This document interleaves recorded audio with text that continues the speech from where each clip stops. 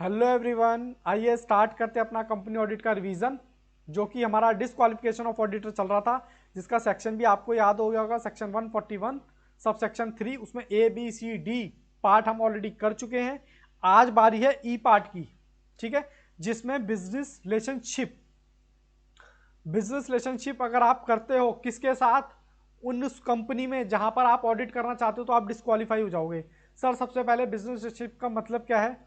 Business relationship का मतलब ये, अगर जिस कंपनी का ऑडिट करने वाले हो उसी के साथ ही आप क्या कर रहे हो, कुछ कमर्शियल ट्रांजैक्शन कर रहे हो, तो यहां पर उसको बिजनेस रिलेशनशिप बोला गया है, वो भी डायरेक्ट और इनडायरेक्ट। अब डायरेक्ट इनडायरेक्ट का क्या मतलब है? डायरेक्ट का मतलब पर्सन खुद करे, इनडायरेक्ट का मतलब पार्टनर या फिर रिलेटिव। लेकिन यहां पर ऑडिटर या उसकी फर्म क्या करे, कंपनी के साथ बिजनेस कमर्शियल ट्रांजैक्शन करे। किसके साथ?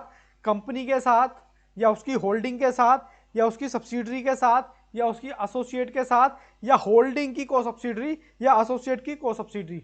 अब यहां पर 5 की जगह नहीं 6, यहां पर 6 कंपनियां हैं टोटल, तो वो आप ध्यान से देखिएगा, क्योंकि इससे पहले हमने 5 कंपनी की बात की थी, यहां पर 6 कंपनी की बात है। अगर आप बिजनेस रिलेशनशिप करते हैं इन कंपनियों के साथ, चाहे तो फर्म हो या पर्सन हो, तो वो सीधा तौर पर क्या हो जाएगा, डिस्क्वालीफाई।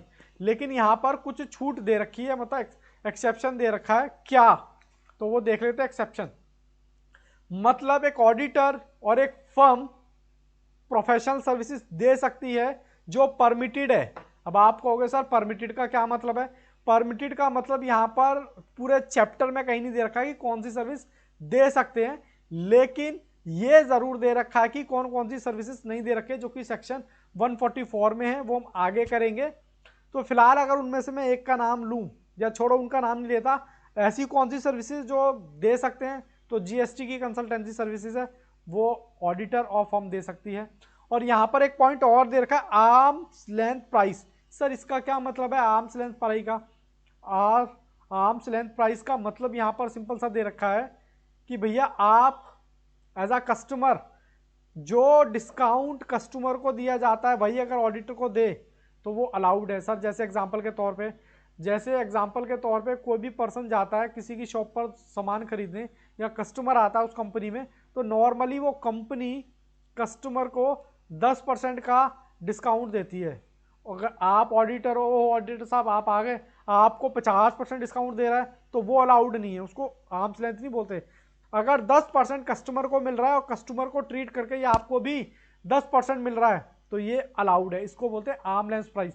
सर जैसे एग्जाम्पल के तौर पे टेली कम्युनिकेशन की सर्विसेज हैं, होटल की सर्विसेज हैं, एयरलाइंस की सर्विसेज है, या हॉस्पिटल की सर्विसेज हैं, या फिर ये दे रखा सिमिलर सर्विसेज, मतलब इनसे रिलेटेड कोई ऐसी सर्विसेज हो जो सिमिलर हो, अगर ये मिलती हैं तो अलाउड है। मैं एक बार दोबारा से रिकॉल कर देता हूं, अगर ऑडिटर का या फर्म का इस कंपनी के साथ, इन 6 कंपनी के साथ बिजनेस रिलेशनशिप है, तो वो डिस्क्वालीफाई होगा, पहली चीज।